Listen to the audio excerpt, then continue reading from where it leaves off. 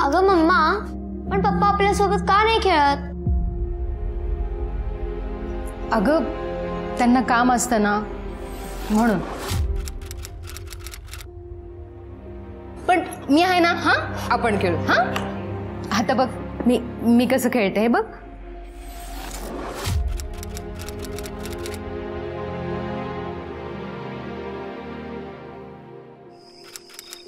आई आई ग, डोकं का दुखतंय आज.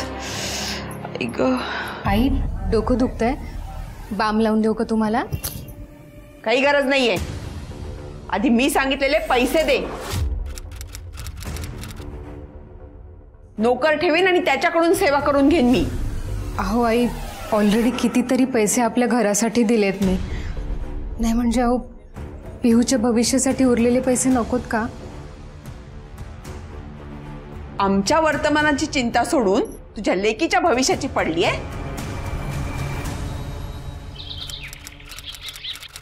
नया रास्ता दिखाती है. हाँ फुल स्टॉप. का अक्षर नीट काढ ना. कसं काढतेस? अगं इथे काय काय एकदा सांगितलेलं कळत नाही तुला? 50,000 रुपये मागितले होते ना तुझ्याकडे. माझ्याकडे एवढे पैसे नाही आहेत. तू अशी ऐकायची नाहीस. बऱ्या बोलानी पैसे दे, नाहीतर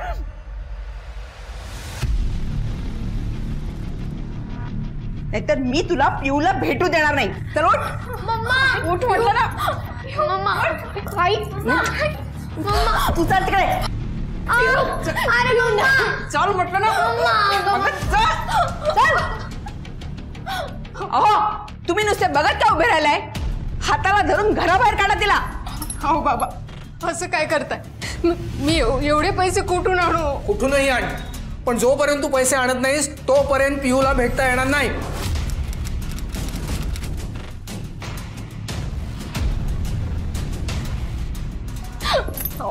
हो तुम्ही तरी समजून सांगा ना. हो बाबांना समजून नाही बाबा.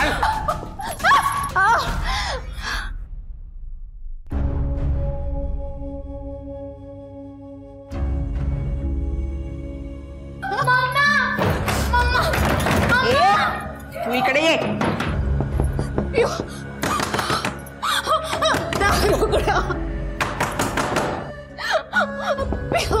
मम्मी मम्मी काय आहे? हा मम्मी मम्मी काय आहे? कुठे जायचं तुला मम्मीकडे? जी आई पैसे देत नाही आपल्याला. तिच्याकडे गेलीस ना तर त्रास देईल ती तुला. त्रास कळते का? तू खोटं बोलतेस ना? मी खोटं बोलतेय? मी खोटं बोलतेय?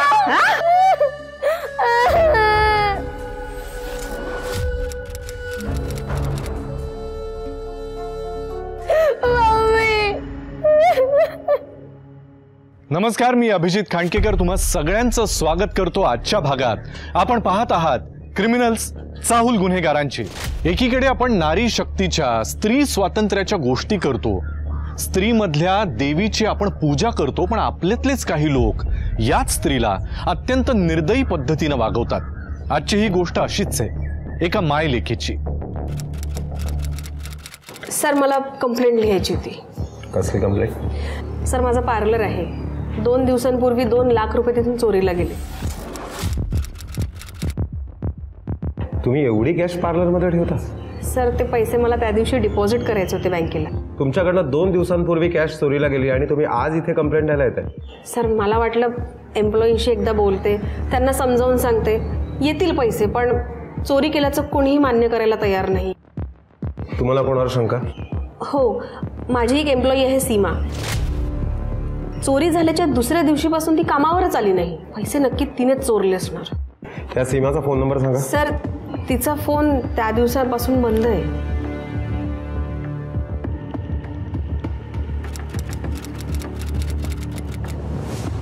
काय सांगू साहेब, 2 दिवस झाले सीमा घरातून गायब आहे. तरी तुम्हाला तिची मिसिंग कंप्लेंट करावीशी नाही वाटली पोलीस स्टेशनला येऊन? हो साहेब, सीमाला सवयच होती अशी मध्येच निघून जायची ती आणि परत येते ती. हे बघा, आम्हाला सीमाची चौकशी करावी लागेल, कारण ज्या ठिकाणी ती काम करते त्या ठिकाणी चोरीचा आरोप केलाय तिच्यावर. काय? अगं बाई, आम्हाला यातलं काहीच माहित नाही हो.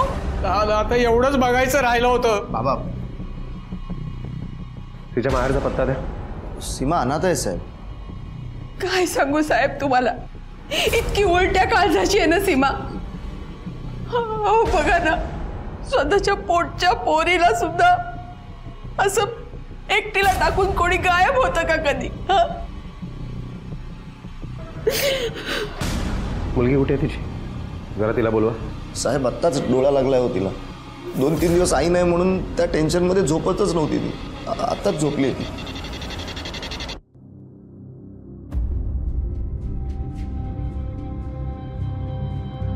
साहेब, मी तुम्हाला हात जोडून विनंती करते, तुम्ही प्लीज आम्हाला या सगळ्या प्रकरणात अडकवू नका.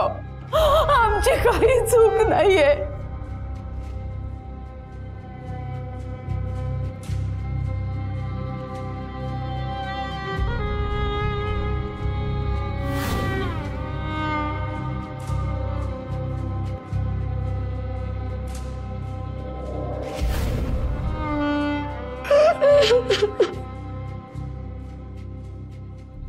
साहेब, सीमा तर खूप चांगली बाई आहे. सासरच्यांकरता ती खूप करते. बिचारी एकटीच कमवते, तरी पण ही लोक तिला त्रास देतात. साहेब, मी तर तिला एकदा विचारलं सुद्धा होतं, सीमा तू काय एवढा त्रास सहन करतेस? तू तुझ्या मुलीला घेऊन माहेरी निघून जा, मग बघ हे लोक कसे तुझ्या मागे मागे येतात ते. नाही वहिनी, मी अनाथ आहे आणि मी जर पियाला घेऊन कुठे गेले ना तर तिला सुद्धा ही नाती मिळणार नाहीत, म्हणून मी हे सहन करते. ह्या लोकांनी तिला घराच्या बाहेर काढलं होतं. 2-3 दिवसापूर्वी आली ती तिच्या मुलीला घ्यायला, पण यांनी घरात नाही घेतलं तिला. काय आमच्याशी खोटं का बोला? शेजारी बाजारी चौकशी केल्यावर ते लोक काही वेगळंच सांगतात सीमाच्या बाबतीत. साहेब हो, इतरांसमोर ती वेगळी वागते. तिचे खायचे दात वेगळे आहेत आणि दाखवायचे दात वेगळे आहेत, पण खरं विचाराल ना तर तीच आम्हाला खूप त्रास देते.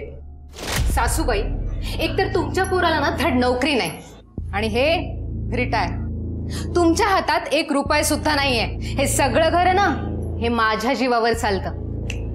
मी जे सांगते ना तसं वागायचं. 1 रुपया सुद्धा मिळणार नाही आणि मी माझ्या मुलीला घेऊन कायमची निघून जाईल, कळलं? सीमा, असं नको करूस ग प्लीज. हो तर मी तुझ्या पाया पडते.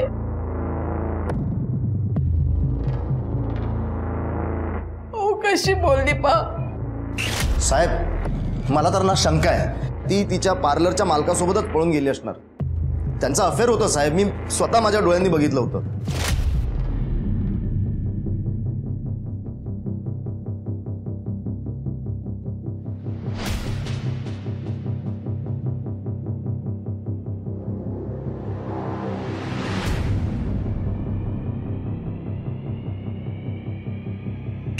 माझी नोकरी गेली साहेब आणि अजून नवीन नोकरी लागली नाहीये, म्हणून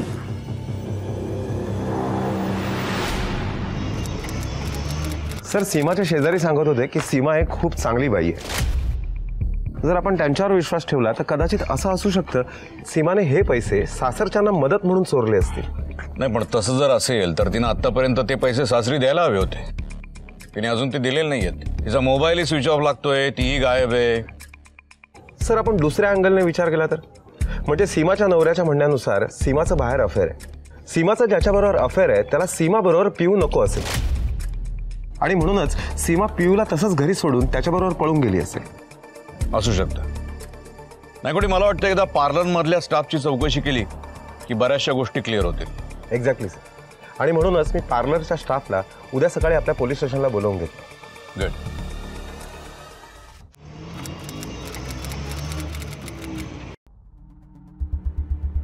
ही सीमा कशी आहे स्वभावानं? ती खूप मेहनती आणि इमानदार आहे साहेब. बरं, तिनं कधी तुमच्याकडून, तुमच्यापैकी कुणाकडूनही काही पैसे घेतले होते? नाही सर, तशी तिला पैशांची गरज तर असायची, पण तिने कधी समोरून मागितले नाही आणि आम्ही बऱ्याचदा तिला समोरून ऑफर पण केले होते पैसे, पण तिने तेही कधी घेतले नाही. अच्छा, ह्या पार्लरच्या ओनर बरोबर सीमाचं काही अफेअर होतं का? कारण रोज रात्री तो तिला घरी का सोडायला जायचा? नाही सर, असं काहीच नव्हतं. कारण बऱ्याचदा उशीर झाल्यावर ते सगळ्यांनाच घरी ड्रॉप करायचे आणि मलाही खूपदा त्यांनी घरी ड्रॉप केलं होतं. इनफॅक्ट मला आणि सीमाला ते एकत्रच ड्रॉप करायचे. माझं घर आधी यायचं म्हणून मी आधी उतरायची.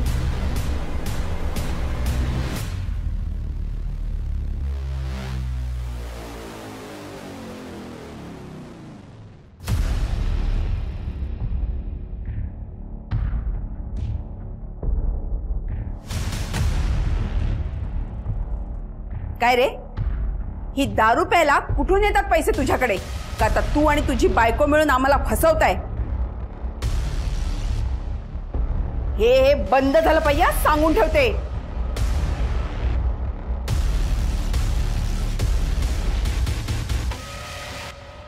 नाही, पण मला एक कळत नाही, ज्या दिवशी चोरी झाली नेमकं त्याच दिवशीचं सीसीटीव्ही फुटेज कसं काय गायब झालंय? सर मला तर वाटतंय की ज्या दिवशी चोरी झाली त्या दिवशी कोणीतरी जाणून बुजून सीसीटीव्हीची सिस्टीम बंद ठेवली असणार. सीमा, शक्यता आहे सर. म्हणजे चोरी करण्याआधी तिने एवढी खबरदारी घेतली आहे?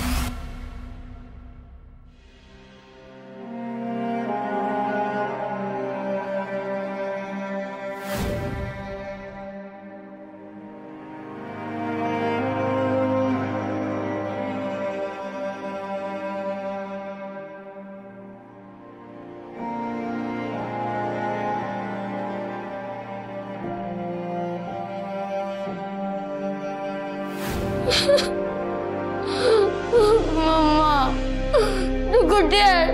मला तुझी आठवण येते. या ना बोलत. सर, ज्या दिवशी पार्लरमध्ये चोरी झाली त्या दिवशी पार्लरची सीसीटीव्ही सिस्टीम बंद होती, पण पार्लरच्या समोर एक दुकान आहे, तिथलं सीसीटीव्ही फुटेज मी काढलं आणि त्याच्यात एक धक्कादायक गोष्ट समोर आली. कोणती?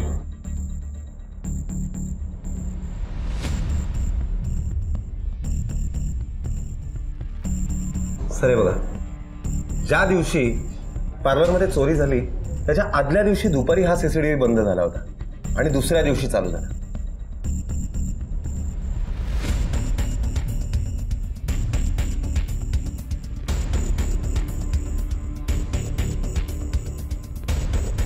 नाही, कोणी ही तर ती प्रीती मानकामे.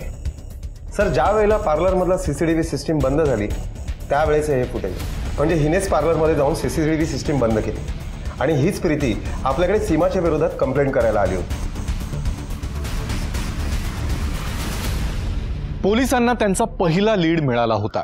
प्रीतीनं स्वतःच्या पार्लरमध्ये चोरी करून सीमावर खोटा आरोप घेतला होता. आता सीमाच्या गायब होण्यामागे पण प्रीतीचाच हात असेल का? आणि मुळात प्रीतीनं हा असा प्रकार का करावा? अहो साहेब, काय चाललंय हे? कळेल.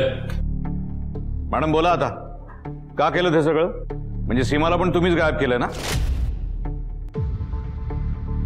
हो, पण सीसीटीव्ही मी बंद केला होता. सर, ती सीमा मला माझ्या पार्लरमध्ये नको होती आणि तिला मला माझ्या नवऱ्यापासून लांब करायचं होतं. सर, ती सीमा माझ्या नवऱ्याला इम्प्रेस करून आपल्या जाळ्या तोडण्याचा प्रयत्न करत होती. अगं काय वेट बीड लागलंय का तुला? सीमा मला मोठा भाऊ मानते, भावा बहिणीचं नातं आहे आमच्यात. आणि तू एनिवे, तुम्ही आमच्याकडे खोटी कंप्लेंट नोंदवली त्यामुळे मी तुम्हाला अटक करतो. मॅडम येऊन जा ना. सर सर सर ऐका, माझं ऐका, मी काही केलं नाहीये. सर ऐका, मी काही केलेलं नाहीये. माफ करा सर, पण सर तुम्ही प्लीज सीमाला शोधून काढा. ती खरंच खूप चांगली मुलगी. Will try our best. तुम्ही जाऊ शकता. Okay sir. नायकोडी, याचा अर्थ सीमाच्या सासरचे खोटं बोलतायत. उचला त्यांना. Okay sir.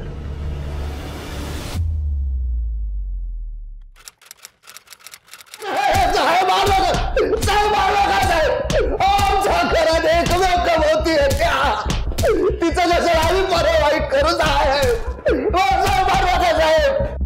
साहेब, ती एकटीच घरात कमवती होती. आम्ही तिला कसं तिचं बरं वाईट करू साहेब? साहेब, आम्हाला खरंच काय माहित नाही. त्याला मारू नका. या सीमाचं अफेअर पण नाही कोणाशी, तिला चोरी पण नाही केली, तरी ती अशी लपून का बसली? त्यात तिचा मोबाईल पण स्विच ऑफ लागतोय.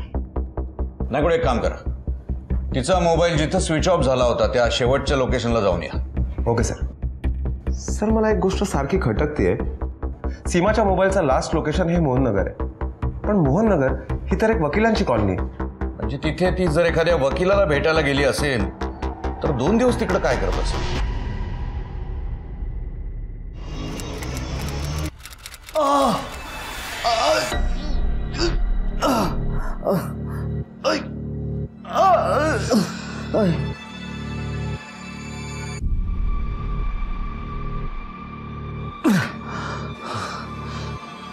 आज आपण पोलिसांना काय सांगितलंय ते नीट लक्षात राहील ना तुमच्या?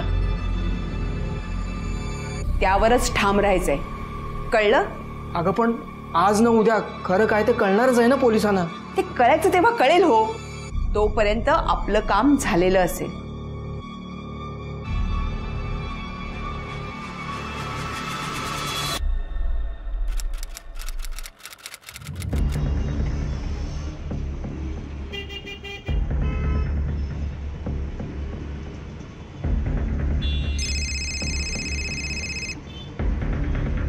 Hello, okay sir.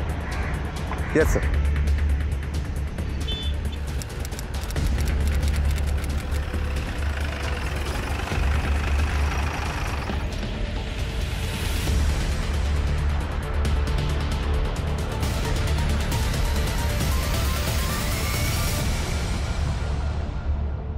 सर, शीर धडापासून वेगळं केलंय. कदाचित ओळख पटू नये म्हणून असं केलं असावं. फार ब्रुटली मारलंय. म्हणजे शीर आसपासच कुठेतरी असू शकतं. रिकामे सर, मॅडम आजूबाजूला सर्च करा, काही एव्हिडन्सेस मिळतात का आणि कुठे शीर मिळते का तेही बघा. Yes sir.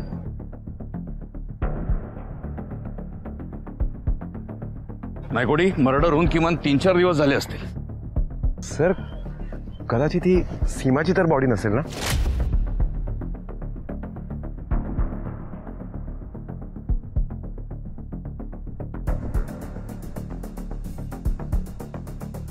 ही जर सीमा असेल तर लास्ट लोकेशनला जिथं मोबाईल तिचा स्विच ऑफ झाला होता तिथं तिचा मर्डर केलाय आणि तिची बॉडी इथं डंप केली. सर, ही पर्स सापडली, त्यात आयडी होता. सीमा सुरेश पवार. रिकामे सीमाच्या घरी कळवा आणि बॉडी पोस्टमॉर्टमला पाठवण्याची व्यवस्था करा. Okay sir.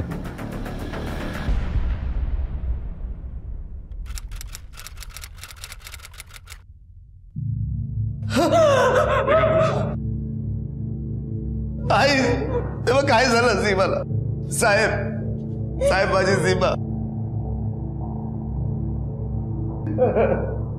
सांभाळा स्वतः. हे बघा, आम्हालाही ड्युटी करायची आहे, सो प्लीज कॉपरेट. मॅडम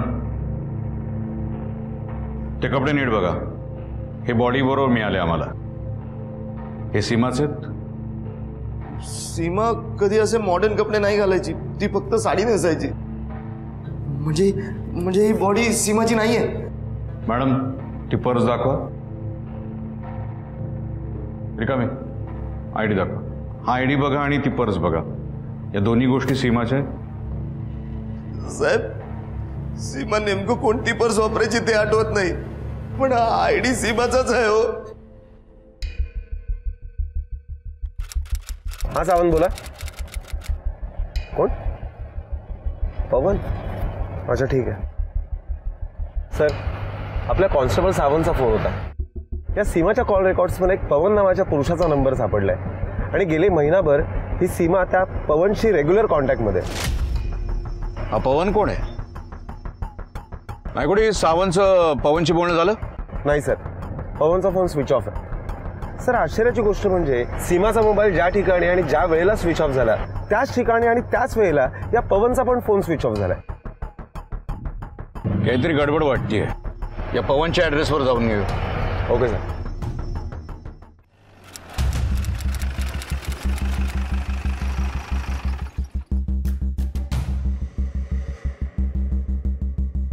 याच्या घराला तर लॉक आहे.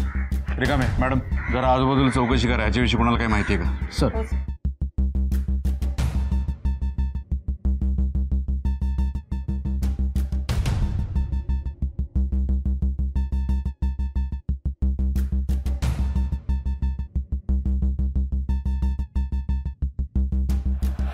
सर, हे या घराचे मालक आहेत. पवनला यांनीच घर भाड्याने दिलं होतं. हा गेलाय कुठे पवन? साहेब 2 दिवसापासून मी पण कॉल करतोय त्याला. तुम्ही कशासाठी कॉल करत होता? कारण माझं 2 महिन्याचं भाडं बाकी आहे साहेब. मला म्हणाला होतं की या महिन्यात एकत्र करून देतो म्हणून, आणि अचानक गायब झाला. बरं, या पवनचे डिटेल्स असतील ना तुमच्याकडे? ऍक्च्युली सर तो ओळखीने आला होता, मी डिटेल्स नाही घेतले. काय साधारण वय काय याचं? 30 वर्षाचा असेल तो. त्याच्या तोंडून कधी सीमा असं नाव ऐकलंय तुम्ही? नाही साहेब. ओके. काय रे, त्या पवनला ओळखतोस का तू? हाँ साहब, जानता हूँ ना, यहाँ का रेगुलर कस्टमर। अच्छा, 2-3 दिवस झाले तो गायब आहे. तुला माहिती का कुठे गेलाय? नहीं साहब, इतना तो नहीं पता. तुझं नाव काय? सुधीर. हे बघ सुधीर, तो पवन तुला कुठे इथे दिसला किंवा तुझ्याकडे आला तर लगेच आम्हाला कॉन्टॅक्ट करायचं. चला. सर, सीमाचा पोस्टमॉर्टम रिपोर्ट आलाय. पोस्टमॉर्टम रिपोर्टनुसार सीमाचा गळा आवळून तिचा खून करण्यात आलाय. आणि सर 20 तारखेला दुपारी 4 ते 6च्या दरम्यान तिचा मृत्यू झालाय. म्हणजे तुमचा अंदाज खरा ठरला नाही कोणी? हो सर, पण सध्या तरी आपण फक्त हे गृहीत धरून चालतोय की ती डेड बॉडी सीमाची. आपल्याकडे तसा कोणता ठोस पुरावा नाहीये. You right. आजूबाजूच्या पोलीस स्टेशन मधून आलेल्या मिसिंग कंप्लेंट्स आणि या बॉडीमध्ये काही साम्य नाही सर. मग नायकडे आपल्याकडे एकच पर्याय राहतो. सीमाच्या मुलीचं ब्लड सॅम्पल घ्यायचं आणि DNA मॅच करून बघायचं. Okay sir. बरं, त्या पवनची काही माहिती मिळाली? सर, पवनचा मोबाईल सुद्धा त्याच ठिकाणी आणि त्याच वेळेला स्विच ऑफ झालाय ज्या ठिकाणी सीमाचा मोबाईल स्विच ऑफ झाला होता. पवन.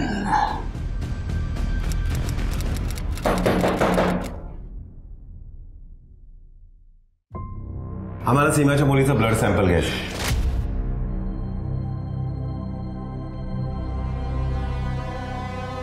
अहो पण पियू तर तिच्या आत्याकडे गेलीये. हो ना. इथे आईच्या पत्नीने आत्याकडे गेली. अहो काय सांगू तुम्हाला, रडून रडून इतकी हालत करून घेतली होती ना स्वतःची. एवढीशी मुलगी पण जेवण सुद्धा टाकलं होतं तिने. हो ना, म्हणून आम्हीच म्हटलं की आत्याकडे जा म्हणजे बरं वाटेल तुला. ताबडतोब तुमच्या मुलीला फोन करा आणि पियूला इकडे बोलून घ्या. हो.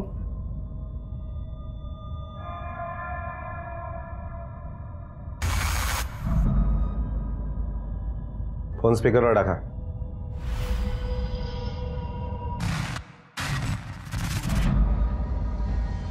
नंबरशी संपर्क करू इच्छिता तो सध्या स्विच ऑफ आहे. तुमच्या मुलीचा फोन नंबर आणि पत्ता द्या. हो.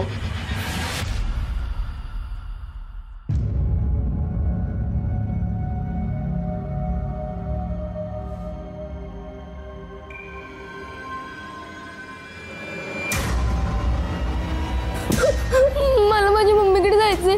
मला माझ्या मम्मीकडे जायचंय. मला माझ्या मम्मीकडे जायचंय. मला माझ्या मम्मीकडे जायचंय. मला माझ्या मम्मीकडे जायचंय.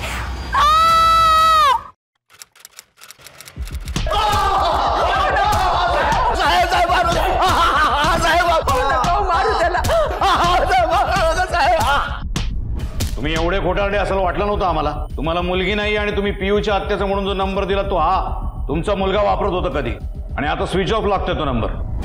आणि फक्त पैशांसाठी तुम्ही सीमाचा जीव घेतला. अहो आम्ही असं का करू?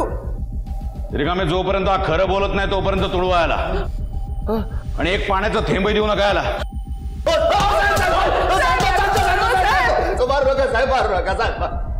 सीमा पैशांचा बंदोबस्त करणार होती साहेब, आणि मध्येच गायब झाली. आम्हाला माहित आहे ती कुठे आहे साहेब. आणि माझ्या बाबांनी एका गुंडाकडून पैसे घेतले होते. तो आम्हाला संपवण्याची धमकी देत होता. म्हणून मग आम्ही पियाला अब्दुल नावाच्या एका माणसाला विकलं साहेब, विकलं.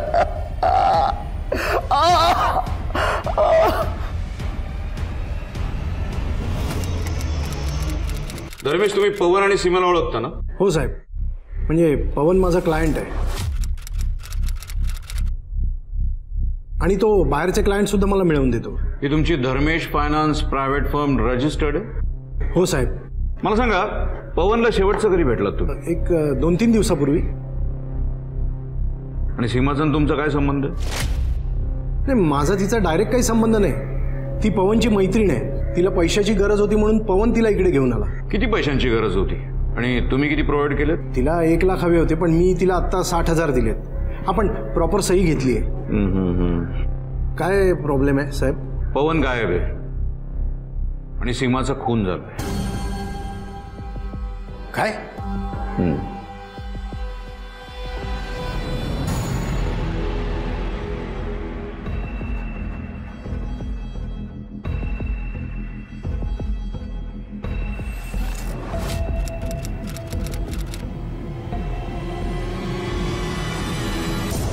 पोलिसांनी आपलं खबरी नेटवर्क ऍक्टिव्ह केलं, जे त्यांना अब्दुलपर्यंत घेऊन आलं. अब्दुलला पकडण्यासाठी पोलिसांनी एक ट्रॅप रचला, ज्यातनं पळून जाण्याचा अब्दुलने प्रयत्न केला, पण अखेर पोलिसांनी अब्दुलला पकडलंच. अब्दुलने पियाला एका शेखला विकलं होतं आणि हा शेख पियाला घेऊन देशाबाहेर पळून जाण्याच्या बेतात होता. पण पोलिसांनी वेळीच एअरपोर्टची सिक्युरिटी वाढवली आणि या शेखला ताब्यात घेतलं. पियाला अनाथाश्रमात भरती केलं, पण तिला भरती करण्याच्या आधी तिच्या ब्लड सॅम्पल्सच्या आधारे जी DNA टेस्ट झाली, त्यातनं हे सिद्ध झालं की ती बॉडी सीमाचीच होती. पण तिच्या मृत्यूचं रहस्य मात्र अद्यापही उलगडलं नव्हतं. हा पवन कोण होता, कुठे लपला होता? पोलिसांनी त्याचे कॉल रेकॉर्ड्स काढले तेव्हा त्यांच्या लक्षात आलं की पवन हा अद्यापही पानवाल्याच्या आणि धर्मेशच्या टचमध्ये होता.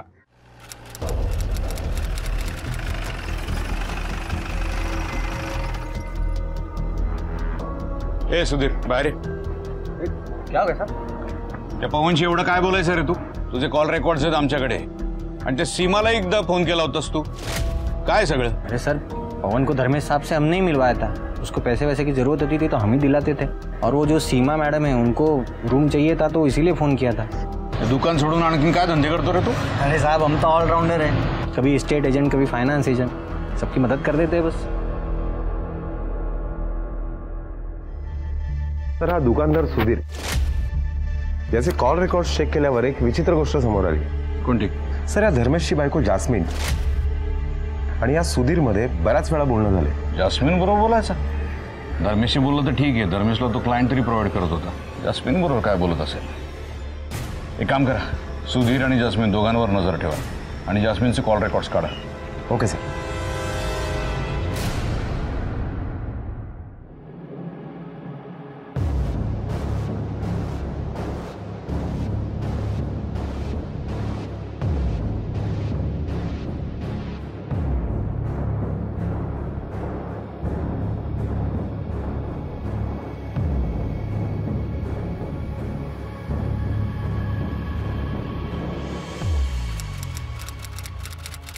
जास्मिन आणि धर्मेशचं रिलेशन कसं आहे? तू गेली अनेक वर्ष त्यांच्याबरोबर काम करतोय. रिलेशन चांगलं आहे, पण जास्मिन मॅडम ऑफिसमध्ये येणाऱ्या प्रत्येक बाईवर संशय घेत असतात. बरं, सीमा आणि धर्मेश यांच्यामध्ये किती फ्रिक्वेंटली बोलणं व्हायचं? पवन नसताना सीमा कधी तुमच्या ऑफिसला आल्याचं आठवतंय? हां, एकदा आली होती. काही डॉक्युमेंटवर सही करायची राहिली होती तेव्हा.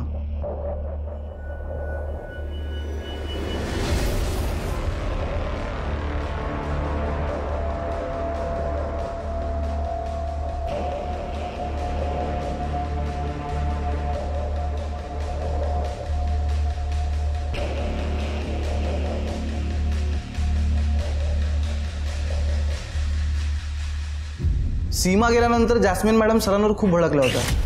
खूप नको नको ते बोलल्या त्यांना. Okay, thanks. तू जाऊ शकतो. काही लागलं तर बोलून घेऊ आम्ही. ठीक आहे सर.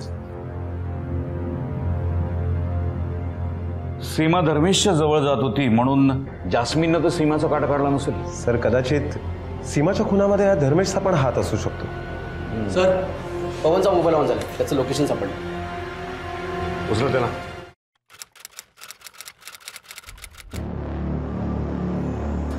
अहो साहेब, सीमा माझी कॉलेजमधली मैत्रीण आहे. मध्यंतरी अचानक आमची भेट झाली तेव्हा माझ्या लक्षात आलं की सीमा जरा उदास आहे. सीमा, तू अपसेट का दिसतेस? आणि हे सगळं काय लागले? काय झालंय सीमा? हे बघ, मला सांग, काय झालंय?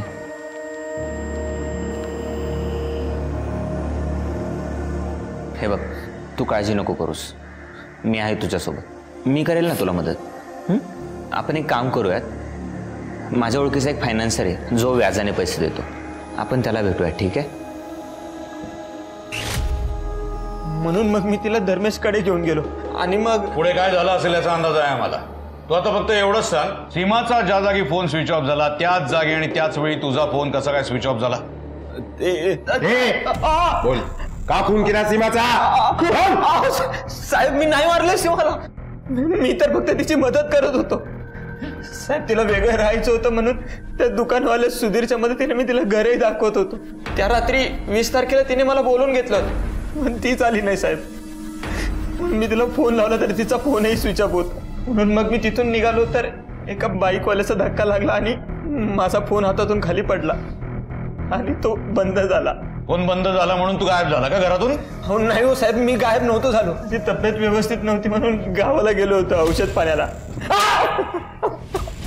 खोटं बोलतोयस तू? जास्मिननी किंवा धर्मेशनी तुझ्या मदतीने सीमाचा फोन केलाय? साहेब, सीमा फक्त माझी चांगली मैत्रीण होती हो. तिच्याबद्दल माझ्या मनात कधीच कुठलाच वाईट विचार नाही आला हो. मग असं असेल तर सीमानं तुला अशा जागी का बोलवून घेतलं जिथं तिच्या ओळखीचं कोणी राहत नाही? हो आठवलं साहेब.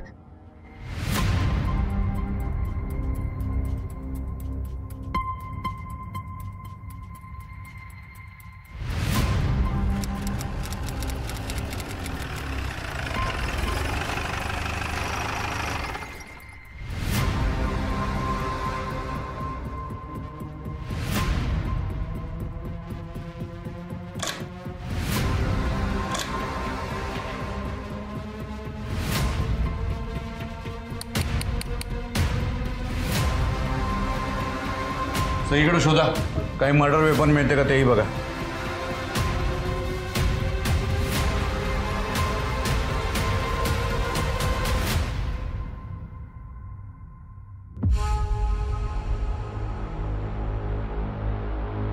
नाही कोणी? Yes sir. ते बघा, फॉरेन्सिक टीमला ताबडतोब बोलवून घ्या आणि हे ब्लड कलेक्ट करायला सांगा. Okay sir.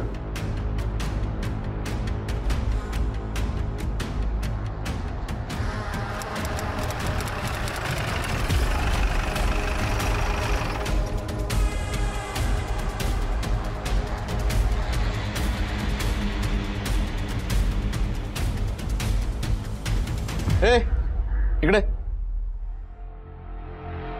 याचं दुकान का बंद आहे? कुठे गेला? साहेब थोडा वेळ तो इथून बॅग घेऊन निघाला, कदाचित बाहेरगावी गेला असेल. बाहेरगावी? सर सर या दिशेला तर रेल्वे स्टेशन आहे. चला.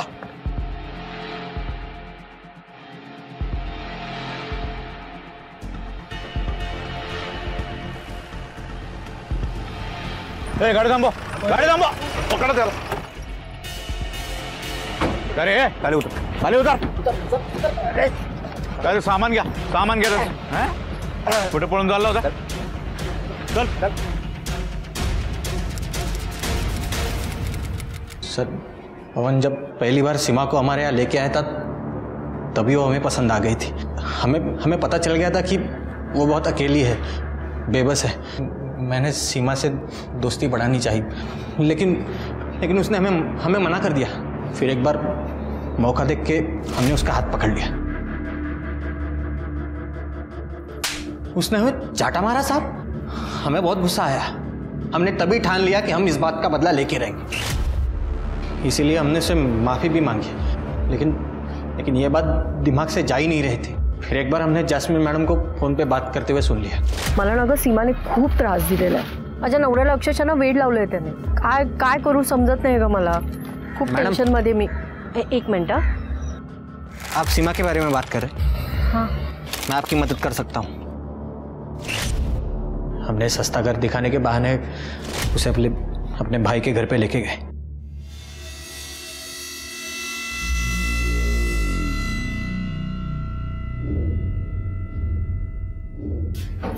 हे काय करताय तुम्ही? अरे मैडम, उस दिन आपने बात करने का मौका ही नहीं दिया. अभी मौका मिला है तो हे बघा, दूर व्हा.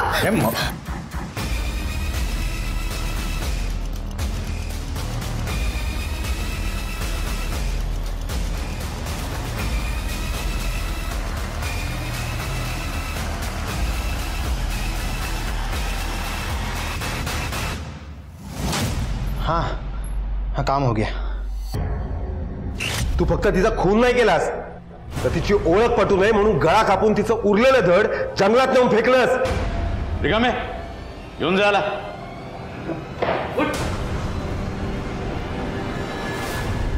सासरचे असे वागत असताना सीमासारख्या सुशिक्षित बाईनं पोलिसांमध्ये तक्रार का नाही केली?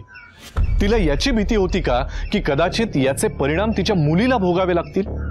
पण तसं न केल्यानं तिला तिच्या मुलीपासून कायमचं दूर जावं लागलं. लक्षात ठेवा, अन्याय सहन करणं हा कधीही उपाय नसतो. त्याला वेळीच वाचा फोडली पाहिजे आणि पोलीस हे आपल्या सुरक्षेसाठीच आहेत. आजच्या भागात इथेच थांबूया. मी अभिजित खांडकेकर तुम्हा सगळ्यांची रजा घेतो. पुन्हा भेटूया एका नवीन भागात एका नवीन केससह. पण तोपर्यंत तुम्ही स्वतःची आणि आपल्या कुटुंबियांची काळजी घ्या. घराबाहेर पडताना मास्क आणि सॅनिटायझरचा वापर नक्की करा. पाहत रहा क्रिमिनल्स चाहूल गुन्हेगारांची. जय हिंद, जय महाराष्ट्र.